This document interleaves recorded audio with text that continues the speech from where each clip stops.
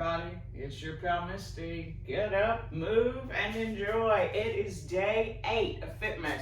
We're into week 2, and I wanted to start out this week with squat versus hinge.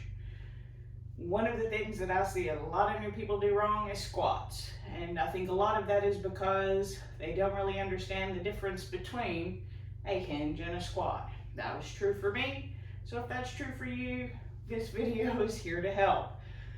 A squat and a hinge, I think part of the reason that it gets a little confusing for people is within a squat, you have a hinge movement. But if you think about them separately, then you can think about them more easily how they work together, or at least that was what was true for me. So when you think about hinging and squatting, what I really want you to think about is where are your hips, not physically like how far out they are or how far forward, but just about what your hips are doing, right? So in a hinge, the basic principle of the hinge is to see how far you can get your butt back towards the wall. I mean, that's not the base plan, but that's what it looks like, right? Whereas in a squat, you want to know how far you can get your hips towards the floor. So when you're doing a hinge and all you're worried about is where your hips are going back, you want to make sure that your upper body stays straight so that as you push that hip back, your upper body, you get to a point where you can't push it back more unless you bring your body down. But you'll notice that my knees really don't change position. They're really kind of in the same area, right? They bend a little bit more, but it's really about how far you can push your butt back while keeping your upper body straight.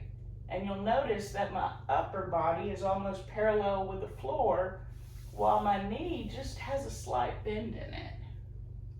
And that becomes important when you see the difference in a squat.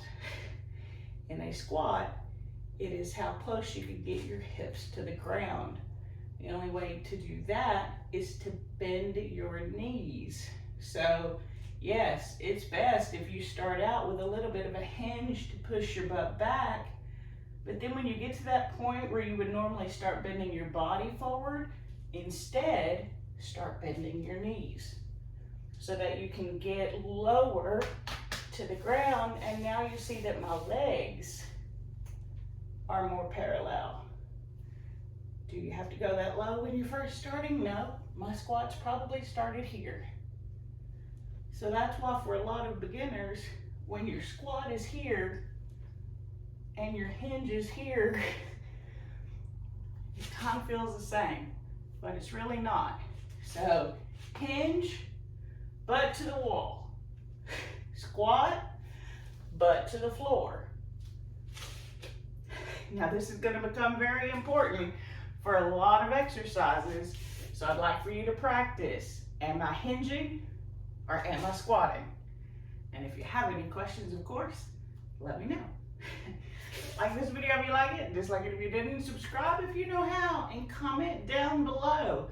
Did squats and hinges confuse you when you first started? Because dang, they sure did me, but they are important and so good for you. So until next time, I'll see you real soon.